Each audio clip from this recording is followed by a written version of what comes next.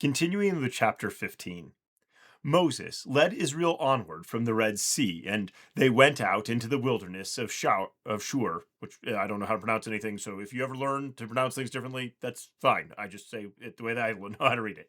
And they went 3 days in the wilderness and found no water. When they came to Marah, they couldn't drink from the waters of Marah, for they were bitter. Therefore, its name was called Marah. The people murmured against Moses, saying, "What shall we drink?" Okay, so there's a couple things going on with the text here. Okay, so the first one is that if we go back to this is Exodus chapter 8. Yeah, we have this part where he says, Moses is like, look, we need to go a 3 days journey into the wilderness to sacrifice to Yahweh.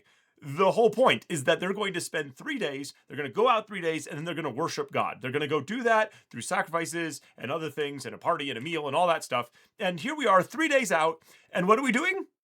We're murmuring. Okay, and this murmuring word, grumbling in other translations, it doesn't just mean like I grumble sometimes. This isn't grumbling in the sense of just like meh, meh, meh. This is uh, bringing an accusation. This is like it could be related to like a court of law where you're like, look, you're doing something wrong, right? And I'm going to prove it to you unless you can prove something different, right? So we don't have any water, and the water that we do get, when we finally get water, it's terrible. It's terrible to drink.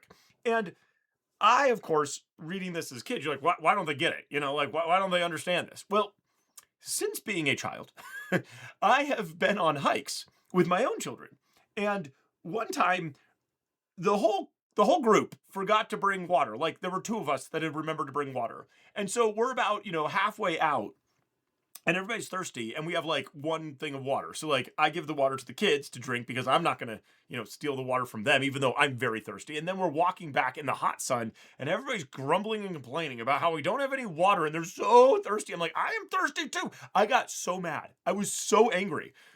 And I realized that if I was 3 days out and I didn't have water, and I was worried about my kids the way I was there, I wouldn't be happy either.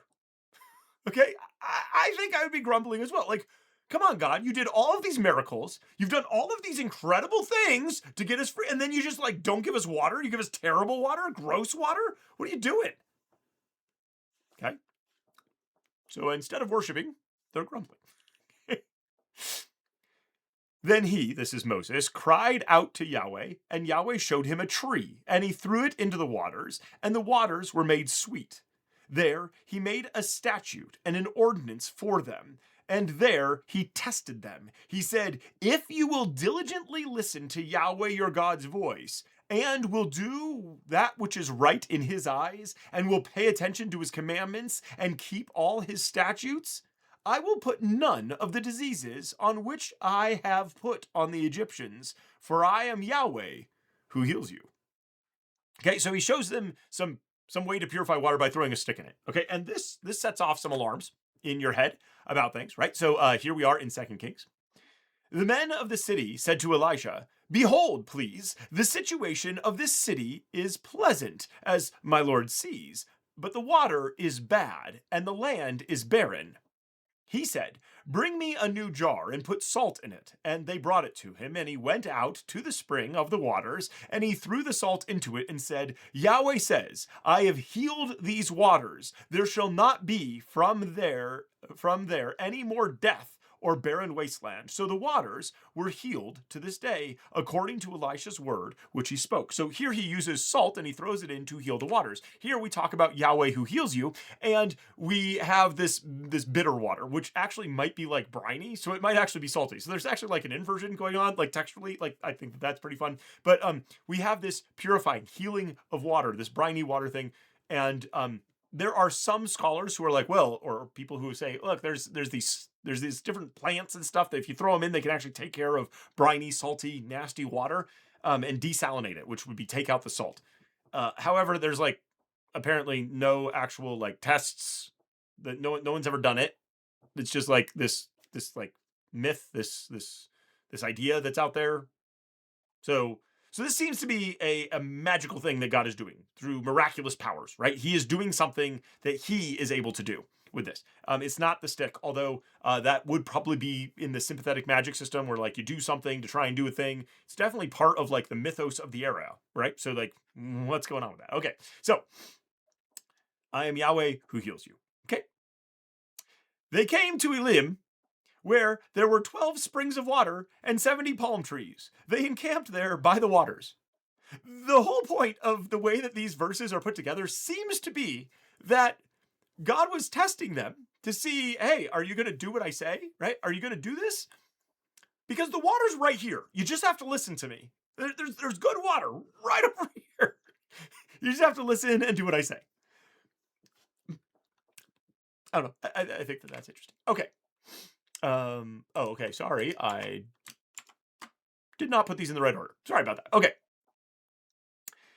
They took their journey from Elim, and all the congregation of the children of Israel came to the wilderness of Sin, which is between Elim and Sinai, on the 15th day of the second month after their departing out of the land of Egypt.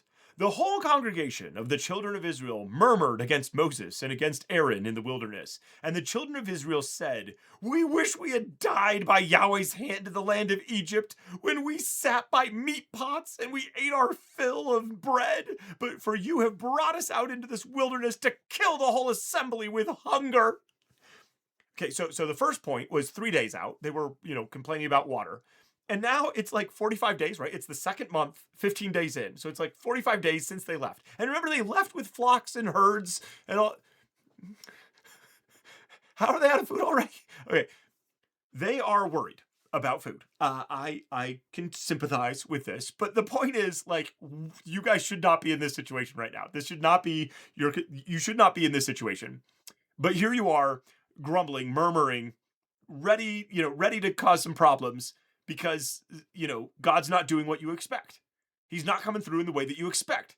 And now they're accusing him of bringing them out to die. Like, it would have been better. And they talk about how they're like, man, we had buckets full of food back in Egypt, which they were slaves.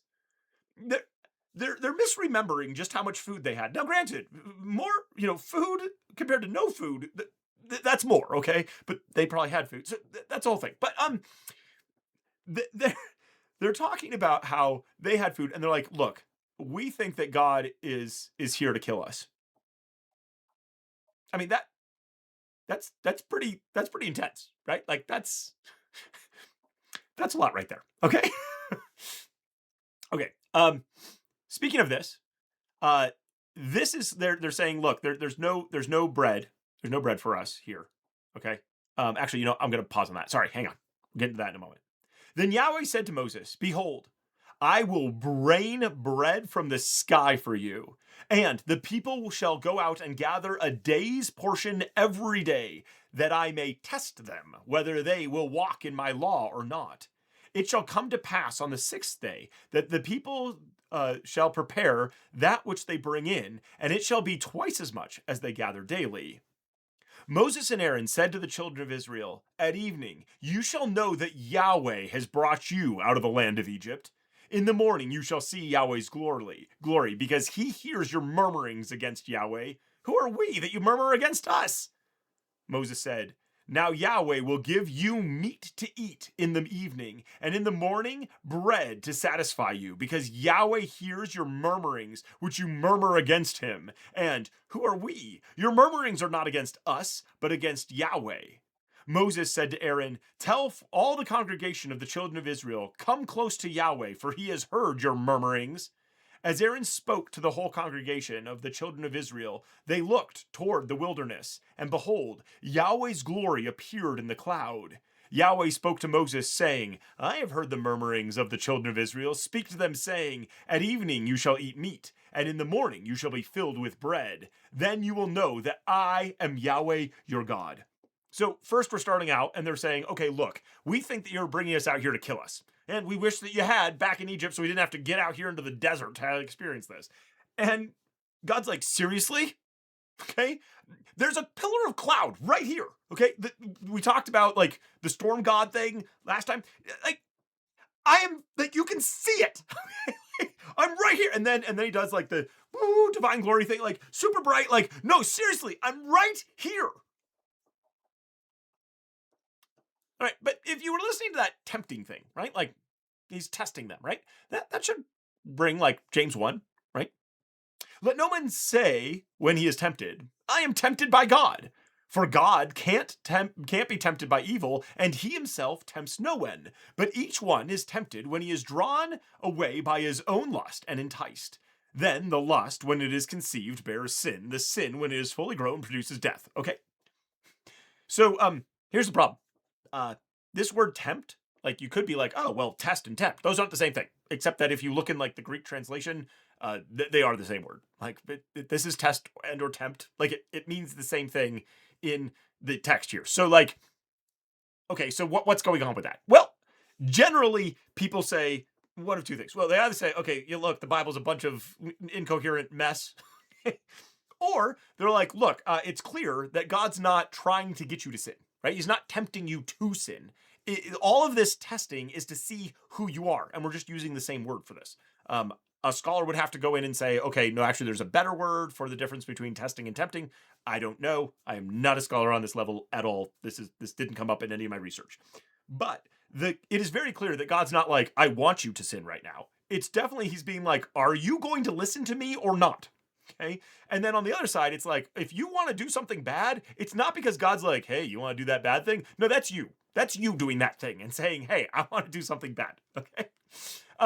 Also, notice that here they're saying, look, we don't have any bread. If you go over to Numbers 11, we have this whole thing where they say a very similar thing. Okay. Only in this case, they're asking for more food. And they're saying it's because we only have manna. We only have manna, and then God sends quail. And I don't know if you've ever had like Thanksgiving dinner, and then you have a lot of leftover turkey, and so then you're like having turkey sandwiches for like the next week, and like turkey stew, and like you're like, oh my goodness, turkey. Okay, I don't know if you had that. I've kind of had that experience. And God, in this case, in Numbers, is like, you're not just gonna eat this meat once or twice or three times. You're gonna do it for a whole month until it's coming out of your nostrils. Like he's pretty mad. So scholars are like, well, is this the same event? Like, then why is it so different? They take place at different times. Like the motivation is totally different. Like, what's going on? Did like the author of Exodus like not understand? Did the author of Numbers just considering that we'll find out in a minute, they ate manna for 40 years. I think it's entirely likely that this Numbers account also it makes sense because they've been eating, especially if you like grew up in the desert. And it's been like 20 years. You're like, I've only ever eaten manna. Like, well, I don't like, except for our hordes or whatever. Like manna is like my main diet. I don't know what's going on. So, I think it's entirely likely that they're, two events that were similar. Okay. I don't know. That seems to be the case. Okay. But here, God says that he's going to send, quail. He's going to rain down stuff. Okay. And we'll get to that in a moment, I think. Okay. Yes, there it is. Okay. So, we have all of that going on, tempting this alternate text stuff that's going on with that. Okay. But he says, you will know that God's here. I'm with you. Okay. In the evening, quail came up and covered the camp. And in the morning, dew lay around the camp. When the dew that lay was gone, behold, on the surface of the wilderness was a small round thing, small as the frost on the ground. When the children of Israel saw it, they said to one another, what is it? For they didn't know what it was. Moses said to them, it is the bread which Yahweh has given you to eat. This is the thing which Yahweh has commanded. Gather of it everyone according to his eating, an omer ahead, according to the number of your persons. You shall take it, every man for those who are in his tent. The children of Israel did so, and some gathered more, some less. When they measured it with the omer, he who gathered much had nothing over, and he who gathered little had no lack. They each gathered according to his eating. Okay, so they're getting this food. This is the food that's happening. That's good. That's good on that. Okay, and they gathered up, and it's an omer's worth. How much is an omer? We don't know. We've looked into this. We don't know. Scholars, of course, have theories. But like, there's another book. It's by Bill Bryson, I believe it's called At Home. And in it, he talks about how when we go back in archaeology, not even that far, like this isn't like Roman times or anything. Like this is just in our own, timeline. I don't remember how many years, hundreds of years back it was, but we have these containers, and there's salt and there's pepper and there's a third one that clearly went on the table when you were eating, and we have no idea what was in that third one because nobody wrote it down, and like that information has been lost. And that's only a few hundred years ago. This isn't even thousands of years ago. Totally different culture. This is like our culture, but just like hundreds of years ago. And people used to have a third condiment thing, and we don't we don't know. There are theories, just like there are theories about how much an omer is. Okay, but we don't know. We don't have this information. It's long back. Maybe someday we'll figure it out. I don't know. That could be kind of cool. Okay, all right. All right, so they've gathered it. As long as they're gathering it by the omer, everybody has exactly as much as they need. Moses said to them, "Let no one leave of it until the morning." Notwithstanding, they didn't listen to Moses. Oh, great. But some of them left it until the morning, so it bred worms and became foul, and Moses was angry with them. So they're just being wise, right? God said, here, God provided bread on the ground. And they're like, whoa, bread just showed up. I'm just going to gather a bunch of it and we'll store it for tomorrow. Like what if God just doesn't come through for us, right? This is being a good steward. What are you talking about? But God makes it so that this stuff rots immediately and gets maggots. Like, oh, worms. Oh my goodness. Okay. Yeah. Moses is angry. Like, come on, guys. Get with the program. All right.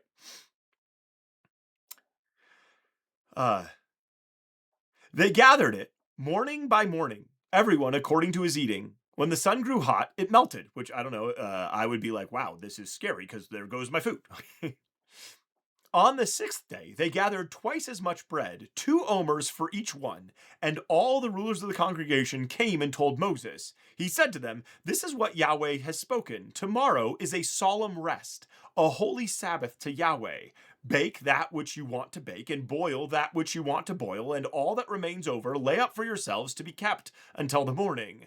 They laid it up and until the morning, as Moses ordered, and it didn't become foul, and there were no worms in it. Oh, that's nice. Okay. Moses said, "Eat that today, for today is a Sabbath to Yahweh. Today you shall not find it in the field. 6 days you shall gather it, but on the 7th day is the Sabbath. It is there, in it there shall be none."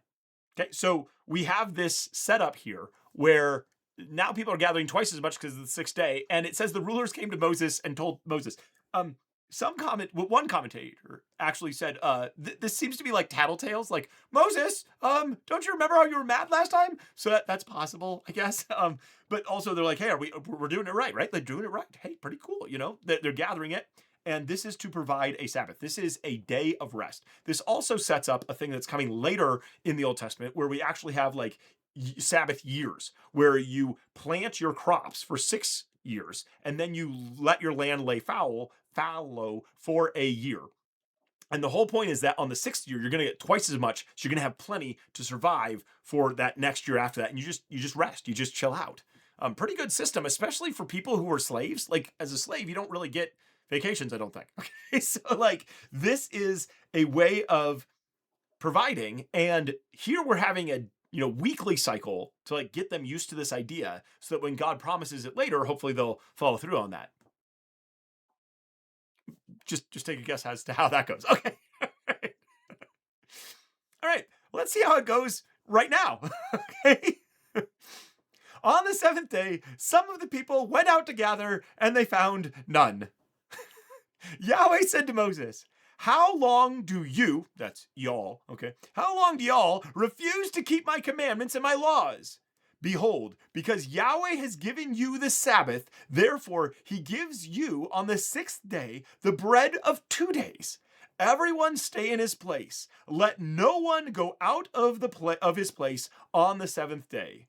So the people rested on the 7th day. Oh, that's good. The house of Israel called its name manna. It was like coriander seed, white, and its taste was like wafers with honey. Moses said, "This is the thing which Yahweh has commanded. Let an omer full of it be kept throughout your generations, that they may see the bread with which I fed you in the wilderness, when I brought you out of the land of Egypt." Moses said to Aaron, "Take a pot and put an omer of manna in it, and lay it up before Yahweh. Okay. As Yahweh commanded Moses, so Aaron laid it up before the testimony to be kept. The testimony? What? What is this? Okay, keep reading. As Yahweh commanded Moses, so Aaron laid it up before the testimony to be kept. The children of Israel ate the manna 40 years until they came to the inhabited land. They ate the manna until they came to the borders of the land of Canaan. Now, an omer is 1/10 of an ephah. Okay, so here we have a very modern, not really, a very ancient modern way of telling stories where we're actually like, doing flash forwards, flashbacks, looking back, looking forward, kind of going out of chronology. Okay. This is one way that we can be like, yeah, it's fine that they called it the road of the Philistines, even though it was an Egyptian road with like Egyptian towers on it. It's fine because this is clearly later, right? Like we have the event recorded, but now we're talking 40 years later because they eat it for 40 years. It says so. Okay, so like this isn't a perfectly chronological telling of the story. That's great. Okay, now notice that it says that an omer is 1/10 of an ephah. How much is an ephah? We don't know. So like, thanks, author. We don't know what it is. Okay, but we don't have the Ark of the Testimony yet. We don't have any of this stuff because it hasn't happened. Okay, I think I'm doing this right. Yes, I believe so. Okay. All the congregation of the children of Israel traveled from the wilderness of Sin, starting according to Yahweh's commandment, and encamped in Rephidim. But there was no water for the people to drink. So, how do you think the people are going to respond to not having water, having experienced this already? Therefore, the people quarreled with Moses and said, "Give us water to drink." Moses said to them, "Why do you quarrel with me? Why do you test Yahweh?" Notice that we already had this like, look, I'm going to test them, God said in chapter 16, and now the people are testing Yahweh. Okay? The people were thirsty for water there, so the people murmured against Moses and said, "Why have you brought us up out of Egypt to kill us, our children and our livestock with thirst?" Moses cried out to Yahweh saying, "What shall I do with these people? They are almost ready to stone me." This is an example where, again, the quarreling is not just like, "Oh, come on, what are you doing?" They are setting up a legal thing where they're saying, "Look, give us water or you're dead. We will kill you. Because we think that you have bad intentions toward us. Namely, you want us and our children dead." Moses is like, what? What is this? Why are you testing me? You're not even testing me. This is testing God. You are bringing this charge against God himself, not me. That's Moses' contention. All right. Yahweh said to Moses, "Walk on before the people and take the elders of Israel with you, and take the rod in your hand with which you struck the Nile, and go. Behold, I will stand before you there on the rock of Horeb. You shall strike the rock, and water will come out of it, and the people may drink." Moses did so in the sight of the elders of Israel. He called the place Massah and Meribah, because the children of Israel quarreled, and because they tested Yahweh, saying, "Is Yahweh among us or not?" So this is a crazy passage. And I listened to an interesting podcast years ago on this, and I haven't been able to verify it anywhere else, but this will tie in with other things that we're talking about here. So basically, what happens is they're in a particular part of the desert, and they're wandering around, and there's no water. And so the people are like, "Look, we're going to kill you because you want us dead, and we think that you have bad intentions toward us." Okay? We don't think that God's actually with you. We don't think God's here. Which is like, how do you guys come to this conclusion, right? Well, you don't have any water. That's got to be what it is, right? Okay. So God says, okay, take the elders and go on a journey. And we don't know exactly how far it is, but they travel a long way back to Mount Horeb, okay? And God says, I will be standing there, and you're going to strike the rock. And then water's going to come out. Okay? And the elders of Israel see this. Right? In 1 Corinthians, Paul says, "Now I would not have you ignorant, brothers, that our fathers were all under the cloud and all passed through the sea and were all baptized into Moses in the cloud and in the sea. And all ate the same spiritual food, and all drank the same spiritual drink, for they drank of the spiritual rock that followed them, and the rock was Christ. Okay? And then it says, however, God was not pleased with them. Okay? And he overthrew them in the wilderness. Paul sees this story of God standing in front of the rock for Moses to strike and water to come out of. And this word strike is not just like whack it. Like it is like a death blow. Like strike to kill. So if we see a physical manifestation of God, which Paul is like, yeah, that's definitely Christ. Okay. There's Christ. Okay. And he's standing in front of the rock, and Moses strikes him to kill, and water that provides life flows out of him. Paul's like, dude, this is a perfect imagery for Christ. It is a wacky story. Okay, like this is crazy in the back, right? Like what is going on back there? But seeing Christ kind of fulfill this, like this is crazy. Like this is a crazy connection, and that's pretty cool. Okay. Also, we have this Massah and Meribah. Psalm 95. Don't harden your heart as at Meribah, as in the day of Massah in the wilderness, when your fathers tempted me, tested me, and saw my work. Okay? So the psalmist is looking back on this and being like, yeah, don't be like these guys. Okay? And we have this Meribah Massah thing that's going on. Of the locations that we know of with these names, they're like not even close to each other, which leads some people to be like, okay, what's going on with that, right? Like that is an interesting question. Why, if they're not near each other, if they're actually like very far apart, like how does that work? Well, it's entirely possible that there was another place with a name that was closer. That's possible. Or there might be something else going on. I have no idea. But the psalmist is totally happy to be like, look, doesn't matter exactly what's going on from a logistical standpoint here. The point is, don't be like these guys. Don't do this.